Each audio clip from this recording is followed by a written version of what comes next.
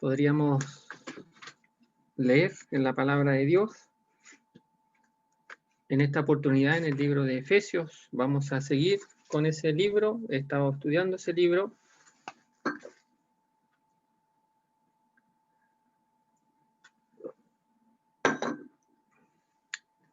Vamos a leer el capítulo 1, versículo 3 en adelante. Vamos a leer. Dice así: Bendito sea el Dios y Padre de nuestro Señor Jesucristo, que nos bendijo con toda bendición espiritual en los lugares celestiales en Cristo, según nos escogió en Él antes de la fundación del mundo, para que fuésemos santos y sin mancha delante de Él. En amor, habiéndonos predestinados para ser adoptados hijos suyos por medio de Jesucristo, según el puro afecto de su voluntad, para alabanza de la gloria de su gracia, con la cual nos hizo aceptos en el amado, en quien tenemos redención por su sangre, el perdón de pecados, según las riquezas de su gracia, que hizo sobreabundar para con nosotros en toda sabiduría e inteligencia, dándonos a conocer el misterio de su voluntad, según su beneplácito, el cual se había propuesto en sí mismo de reunir todas las cosas en Cristo, en la dispensación del cumplimiento de los tiempos, así las que están en los cielos como las que están en la tierra. En Él, asimismo, tuvimos herencia, habiendo sido predestinados conforme al propósito del que hace todas las cosas según el designio de su voluntad, a fin de que seamos para alabanza de su gloria. Te esperábamos en Cristo. En Él también vosotros, habiendo oído la palabra de verdad y el evangelio de vuestra salvación, y habiendo creído en Él, fuisteis sellados con el Espíritu Santo de la promesa, que es las arras de nuestra herencia, hasta la redención de la posición adquirida para alabanza de su gloria. Hasta ahí vamos a leer la palabra de Dios. Y en esta oportunidad, fíjese que hemos leído del versículo 3 en adelante, porque los dos primeros versículos ya los he tratado en otro lugar y la verdad es que quiero avanzar un poquitito en este capítulo 1, pero solamente mencionar algunas cosas porque los primeros versículos también son muy importantes, sobre todo en los escritos del apóstol Pablo y en realidad en toda la Biblia. Y hay expresiones que se repiten en esa, que el apóstol Pablo repite en sus otras cartas, como por ejemplo, aquí en forma muy especial, en Cristo. También habla de santos y fieles, y también habla de gracia y paz, expresiones que se repiten muchísimo, y tienen su gran importancia, aunque pareciera ser muchas veces algo protocolar, un saludo muy protocolar, un saludo como hasta decimos hasta de costumbre de la época, pero que en realidad tienen su gran significado para el pueblo de Dios. Por ejemplo, la expresión gracia, que hemos estudiado muchas veces, el movimiento de Dios en favor de aquel que ha creído, y que en realidad se aprovecha esa gracia de Dios y que posteriormente después produce aquella paz a vosotros. Y el orden es magistral, porque primero hay que recibir la gracia de Dios para después poder disfrutar la paz, en todo sentido o en el sentido amplio de la palabra, no solamente paz con Dios, sino que la paz de Dios también en nuestros corazones. Pero también menciona una expresión, santos y fieles en Cristo. Y santo es apartado, pero apartado para Dios, para Él, para sus propósitos. Y fieles, que viene de la palabra fe, y algunos traducen aquí cristianos, pero que en realidad perfectamente puede leerse tal cual lo tenemos en nuestra Biblia Reina Valera, fieles, O sea, no solamente personas apartadas para Dios, sino que también exclusivas para Dios y que dependan enteramente de Él. Pero las une a esta expresión en Cristo. O sea, son santos y fieles en Cristo. O sea que Dios nos ha colocado en un lugar, en una esfera, en una posición, en un terreno que se llama Cristo. Y que todos los que están ahí en Cristo, que son todos los salvados, ya sea que usted haya creído el día de hoy o que haya creído hace 50 años, usted para Dios es santo y es fiel. Ahora, la maravilla de estas expresiones, y es lo que lo hace sorprendente, fíjese usted, es que el apóstol Pablo escribe esta carta estando privado de libertad, encerrado. Y él escribe estas expresiones considerando, fíjese usted, lo que Dios ha hecho por gracia infinita. Y Pablo, sin mirar las circunstancias de la vida que lo tenían en ese lugar, sino que más bien levanta la mirada al cielo, arriba, y ve un Dios soberano que lleva a cabo todos sus propósitos.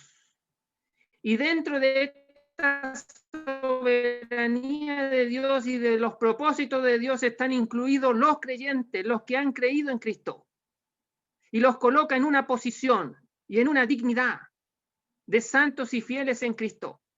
Por lo tanto, aquí somos llamados a mirar lo que Dios ha hecho con los ojos de Él, a mirar como Dios ve, a mirar como Dios nos mira, nos ve a cada uno de nosotros. No como nosotros nos miramos, porque si nosotros nos miramos, vamos a decir, aquí dice santo, ¿seré santo yo? Y lo más probable es que la respuesta sea, no, estoy lejos de ser santo. Y uno lee aquí fieles, y uno se pregunta a sí mismo, dice, ¿seré fiel yo? Y la respuesta sea la misma de la anterior, estoy lejos de ser fiel. Pero cuando dice aquí en Cristo, yo debo de entender que no me está preguntando a mí y mi situación, como yo me veo, sino que me está diciendo que yo soy santo y que yo soy fiel, porque estoy en Cristo. Por lo tanto, yo tengo que entender aquí, ya en los primeros versículos, que este es un libro, el cual el apóstol Pablo escribe, para que miremos la vida cristiana y los propósitos de Dios y la voluntad de Dios con los ojos de Él, no con nuestros ojos. Por lo tanto, aquí somos invitados, hermanos, a leer este libro, el libro de Efesios, y a mirarlo como Dios lo describe aquí, tal cual. Y usted se va a encontrar que en estos libros en general, en todos los capítulos, pero en los primeros 3 capítulos, usted se va a encontrar muchas veces con expresiones que indican la soberanía de Dios o la voluntad soberana de Dios. Ejemplo, versículo 1, Pablo, apóstol de Jesucristo, y mire esta expresión, por la voluntad de Dios. Esa palabra voluntad se va a repetir a lo menos 3 veces en los versículos que hemos leído. Va a aparecer la voluntad de Dios, la voluntad de Él, su voluntad, el beneplácito de su voluntad. Entonces, estamos invitados, hermanos, a considerar este libro, viendo que los propósitos de Dios, de este Dios soberano, se llevan a cabo. Y Pablo, estando privado de libertad, disfruta, fíjese usted, disfruta de estos propósitos de Dios soberanos, independientemente de las circunstancias. Fíjese que ninguna circunstancia, nada de lo que nos pase a nosotros, va a echar a perder los propósitos soberanos de Dios. Y el apóstol Pablo reconoce eso y nos escribe este libro para que nosotros reconozcamos eso y disfrutemos los propósitos soberanos de Dios. Y en el versículo 3, el apóstol Pablo lo que está haciendo es, comienza, fíjese usted, con una alabanza de gratitud, de agradecimiento, diríamos nosotros incluso hasta de adoración. Pero todavía no nos dice los motivos, pero sí nos dice que está sumamente contento, alegre, gozoso, y que lo único que comienza a decir es que tengo que alabar a este Dios, tengo que engrandecer a mi Dios, que por lo demás no es solamente mío, sino que es también de todos los que han creído en él. Entonces Pablo comienza aquí desde el versículo 3 hasta el 14, por lo menos, fíjese usted, se dice que es una expresión en los escritos, los que estudian los escritos, la escritura originales, dicen que es una expresión que va de menos a más y es como una escalera que va subiendo, subiendo, subiendo, y da la idea de que el apóstol Pablo no sabe cómo parar, no sabe cómo terminar, no sabe cómo detener esta gratitud que ha hecho a Dios por todo lo que Él ha hecho en la vida de cada creyente. Por lo tanto, si el apóstol Pablo comienza con expresiones de gratitud ya al inicio de este libro, debemos pensar que el apóstol estaba tan lleno de gratitud, estaba pero tan gozoso por todo lo que Dios ha hecho en su vida, que el apóstol Pablo aquí nos quiere comunicar, nos quiere decir, miren, todo esto ha hecho Dios.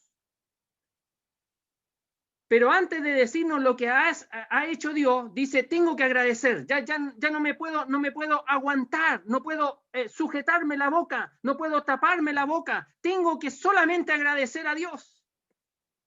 Y por eso comienza aquí el apóstol Pablo diciendo, bendito sea el Dios y Padre de nuestro Señor Jesucristo. O sea, está reconociendo que este Dios y Padre de nuestro Señor Jesucristo se merece toda la gratitud posible. Toda nuestra gratitud, toda nuestra alabanza, toda nuestra adoración. La merece. La merece. Mire, está haciendo un reconocimiento público. Aquí el apóstol Pablo, a través de este escrito, está haciendo un reconocimiento de que Dios merece toda alabanza, toda gratitud.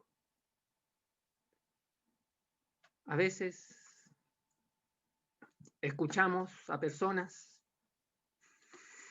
inconversas, pero no exclusivas de ellas, de los inconversos, que dicen que ellos no tienen nada que agradecer a Dios, que muy por el contrario, pareciera que Dios es culpable de la vida que ellos llevan y no reconocen nada bueno en Dios.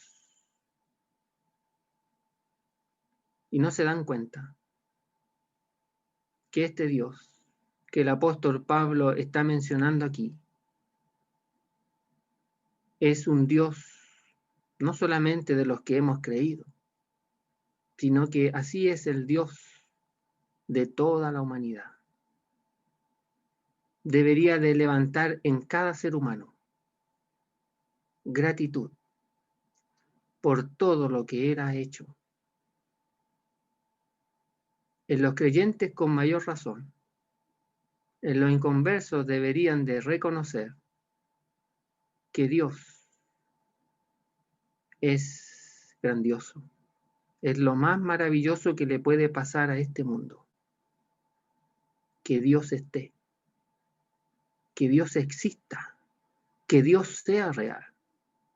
Es lo más grande que puede tener este mundo y cada persona. ¿Se imagina un mundo sin Dios? ¿Cómo sería? ¿En qué situación estaría? El solo hecho de que ya Dios exista es un motivo de gratitud. Es un gran motivo de gratitud. Y el apóstol Pablo comienza con esa expresión. Bendigo, hablo bien, eulogio a este Dios y Padre de nuestro Señor Jesucristo. Fíjese que menciona a Dios. Y esa expresión habla de la soberanía, de la grandeza. No hay nadie más arriba que este ser llamado Dios. No hay nadie más soberano que este ser llamado Dios. Él es el único Dios, vivo y verdadero. No hay otro. Y dice Pablo aquí que bendice a este Dios, porque no hay otro, y no hay más grande que Él. Es el único. Pero también reconoce que es Padre de nuestro Señor Jesucristo. Y Padre se refiere al trato, a la cercanía. O sea, este Dios soberano es cercano, trata de manera especial, de manera, diríamos nosotros, cariñosamente o de manera llena de gracia. Y se vincula aquí a Jesucristo como Dios y Padre de nuestro Señor Jesucristo. Claro, es Padre porque Jesucristo es el Hijo. Y es Padre eterno porque Jesucristo es el Hijo eterno. Y es Dios porque el Hijo eterno se hizo hombre. Se hizo Jesús. Y llegó a ser Jesús. Y llegó a ser su Dios. Estando en este mundo. Y es la relación. Es esa relación que más adelante va a decir que se comparte con cada uno de los que están en Cristo. Mi Dios y mi Padre. Es una relación que cada creyente tiene y que puede llamar y usar con propiedad. Y que el apóstol Pablo la usa, y no solamente en este libro, sino que en otros libros dice que pongo a mi Dios, mi Dios. O sea, como que si Dios es de él y tiene toda la razón, sí, es de él. No es exclusivo de él, pero es de él. Y lo hace suyo. Y es lo que nosotros tenemos que hacer en el día de hoy, a través de este escrito. Es considerar a ese Dios que es mi Dios. Y es mi Padre. Y así de cada creyente. No es un Dios por allá lejos y un Padre por allá lejos, no. Es cercano, mi Dios y mi Padre. Fíjese que dice, sea el Dios y Padre de nuestro Señor Jesucristo, y mire lo que hizo, nos bendijo. Que nos bendijo, esa expresión que nos bendijo, nos hace cercano, nos dice que en algún momento actuó para bendecir. O sea, hizo una acción. No es un Dios pasivo. No es un Dios que está ahí inmutable, sin hacer nada. No, es un Dios activo. Y en esta actividad que Él hace, dice que nos bendijo. Y agrega con qué? Con toda bendición. O sea, fíjese que este Dios activo hizo una acción que nos bendijo y con toda bendición espiritual. Es decir, Dios nos da toda bendición espiritual. Pero agrega esta expresión otra vez más. Dice, en los lugares celestiales, o en lo celestial, en realidad debería decir, en Cristo. Y usa esa expresión en Cristo otra vez. Ya la usó en el versículo primero, cuando dice santos y fieles en Cristo Jesús. Ahora la vuelve a usar, en Cristo. Entonces, fíjese usted que relaciona toda la bendición espiritual en Cristo. Es decir, que Dios colmó, llenó a Cristo con toda bendición espiritual y a cada creyente que ha creído en Cristo, Dios lo saca de las tinieblas y lo coloca en Cristo. Y como está en Cristo, y Dios llenó, por así decirlo, todo el ambiente, todo el terreno, que se llama aquí Cristo, lo llenó con toda bendición espiritual, el creyente está provisto de toda bendición espiritual, de todo recurso espiritual para su vida cristiana. Para su vida cristiana. De esta manera, fíjese usted, que uno puede ya comenzar a entender un poquitito cómo el apóstol Pablo vivía su vida cristiana. ¿Por qué el apóstol Pablo no estaba llorando en aquel lugar privado de libertad? ¿Por qué no se estaba lamentando que no podía ir a tal lugar o hacer esto y esto otro y tengo que estar aquí, Señor, ¿hasta cuándo? Y mira lo que yo no puedo hacer. ¿Y por qué no se lamentaba? ¿Por qué no vemos en los escritos de él lamentación? Mire, escribió Colosenses estando encerrado. Y Colosenses es el libro más cristológico que Pablo escribió. Si dejamos afuera y pensamos que Hebreo no lo haya escrito él. Si eso es así, Colosenses es el libro más cristológico como libro, ya que en Filipenses capítulo 2 sale la porción más cristológica, pero como libro, Colosenses es el libro más cristológico. Entonces, habló de Cristo, nos reveló a Cristo, nos comunicó a Cristo. O sea, él veía a Cristo y tenía una revelación de Cristo estando encerrado. Y nos habla de Cristo. Filipenses nos habla del gozo supremo, del gozo divino. Y estaba privado de libertad. Entonces, estaba en esas circunstancias gozoso porque nos habla del gozo y nos dice gozao.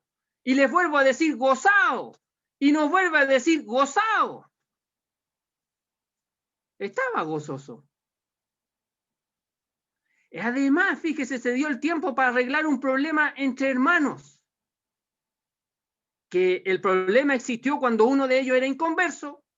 Onésimo se convierte, llega ahí y el apóstol Pablo dice, mira, tú tienes que volver allá a donde está Filemón, arreglar los asuntos porque es bueno que los hermanos arreglen las situaciones. Entonces yo voy a escribir para hablar lo que Dios ha hecho en tu vida. Y seguramente Filemón se va a comportar de manera espiritual contigo, Onésimo, así que no tengas miedo. Anda y arregla la situación. O sea, se dio el tiempo para arreglar, para mediar entre algunos hermanos y poder solucionar el problema. Y Efesios, para hablarnos de las cosas espirituales, de las bendiciones espirituales en Cristo. Entonces, hermanos, con este escrito, y disculpen que insista en lo mismo, hermanos, pero creo que es importante darnos cuenta y tratar por el Espíritu de Dios, introducirnos en este libro de Efesios y poder decirle al Señor que nos ayude a entender y que nos revele estas bendiciones espirituales y todo lo que Dios ha hecho en Cristo, porque son herramientas, son bendiciones que cada uno necesita. Todos necesitamos esta bendición espiritual, por eso Dios la da. Mire, Dios no da nada que no sea necesario para nosotros.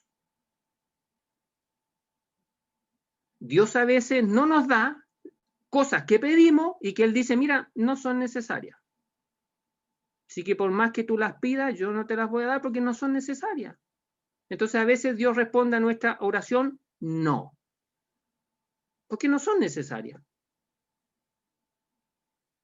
Pero todo lo que Dios nos ha dado en Cristo son necesarias para nuestra vida cristiana. Nada sobra, nada está de más. Ahora, ¿por qué también es importante darse cuenta de eso? Porque mire, en este mismo libro, en el capítulo 6, nos va a decir que cada uno de nosotros, nos demos cuenta o no nos demos cuenta, pero cada uno de nosotros tiene luchas espirituales. No contra sangre ni carne, sino que contra potestades, contra principados en las regiones celestes.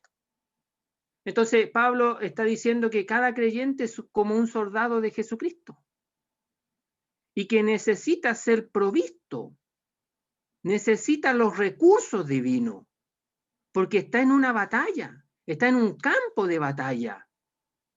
Y el enemigo no descansa. Y el enemigo está ahí rondando. Está al acecho. Y va a decir, miren hermano, hay una armadura de Dios. Que también tienen que vestirse, tomar, hacer suya esa armadura de Dios. Para resistir en el tiempo malo. Y todas las acechanzas del enemigo. Y los dardos del enemigo. Entonces, hermanos, quisiera, a modo de reflexión, invitarles a considerar este libro de Efesios como las instrucciones, las bendiciones que Dios nos ha dado por estar en Cristo. Repito leyendo el versículo 3, dice, bendito sea el Dios y Padre de nuestro Señor Jesucristo, que nos bendijo tiempo pasado. Ya nos bendijo. No dice nos está bendiciendo, no, ya lo hizo. Ya lo hizo Dios. Dios, sabiendo lo que es necesario para cada uno de nosotros, actuó. Y ya nos bendijo. Nos bendijo con toda. No dejó nada afuera. Nada de lo que realmente necesitamos lo dejó afuera. Es decir, el día de mañana yo no voy a poder decir, mire Señor, yo no pude hacer y tal cosa porque en realidad la bendición que usted me dio se agotó, se me acabó o no estaba. La fui a buscar y no la encontré porque pareciera que no estaba. Así como quien va a un almacén a pedir tal cosa y el dueño del almacén dice, no, mire, se acabó, vuelva en una semana más, a lo mejor ahí en una semana más llega. No, no, hermano, Dios no es así. Fíjese que cuando dice que nos bendijo con toda bendición espiritual, esto habla, fíjese usted, de la tremenda generosidad y la grandeza de Dios, que pone a disposición de los creyentes todo el recurso, el caudal espiritual que necesita, todo. Dios no anda con cosas pequeñas, con cosas chicas. Da todo. Aquí tenemos en este versículo, fíjese, si pudiéramos graficarlo, tenemos a Dios. Cuando Pedro tuvo esa revelación, esa éxtasis que entró ahí en Hechos capítulo 10, cuando sube al segundo piso y ve un lienzo que baja desde el cielo y se abre con muchos animales inmundos y qué sé yo, y dice, Pedro mata, come. Bueno, si pudiéramos graficar este versículo solamente, es como que la mano de Dios baja desde el cielo y está abierta. Pero imagínense una mano gigantesca, una mano de Dios. Abierta, así, de par en par, no así, abierta, sí, abierta. Con todos esos recursos, con todo. Y que nos dice, para ti, toma, es tuyo, úsalo.